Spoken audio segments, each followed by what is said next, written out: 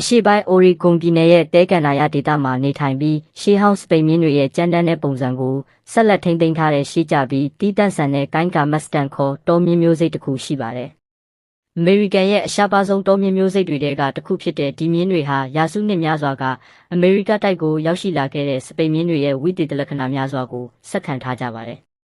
သူတို့ရဲ့တဲရောင်မွေအမြင့်တွေကြောပေါ်ကထင်ရှားတဲ့အစင်းကြောင်းတွေစီးပြားမြင့်လိုခြေထောက်ဆင်းတွေနဲ့ဖြာကျနေတဲ့အမဲရောင်ဆက်ဆံတွေကြောင့်ကြည့်ရတာရှေးခေတ်ဆန်ပြီးထူးခြားတဲ့အသွင်ပြင်ကိုပိုင်ဆိုင်ထားပါတယ်။ဒါပေမဲ့သူတို့ရဲ့လှပမှုတစ်ခုတည်းကတော့အရာရာမဟုတ်ပါဘူး။ကြောက်ဆောင်ကန်ယွန်တွေစစ်ဘရက်ခြုံတွေနဲ့ကြမ်းတမ်းတဲ့တဲကန်နာရာသီဥတုတံကိုနှစ်ပေါင်းများစွာရှင်သန်ဖြတ်တန်းလာခဲ့ကြတာကြောင့်ကိုင်းကာမတ်စတန်တွေဟာအလွန်တရာကြန့်ခိုင်ပြီးညံကောင်းကယုံကြည်ချက်ရှိတဲ့မြင်းမျိုးစိတ်တွေဖြစ်လာကြပါတယ်။သူတို့ရဲ့ခြေလမ်းတိုင်းဟာလူတို့ရဲ့မျိုးရိုးဗီဇဖန်တီးမှုကြောင့်မဟုတ်ပဲရာစုနှစ်များစွာကြာတဘာဝတရားရဲ့ရွေးချယ်မှုအတိုင်းဖြစ်ပေါ်လာခဲ့တာပါ။ဒါကြောင့်ကိုင်းကာမတ်စတန်ဆိုတာတဘဝစာအတွက်တန်ဖိုးရှိဆုံးနဲ့စိတ်ဝင်စားစရာအကောင်းဆုံးမြင်းတစ်မျိုးပဲဖြစ်ပါတယ်။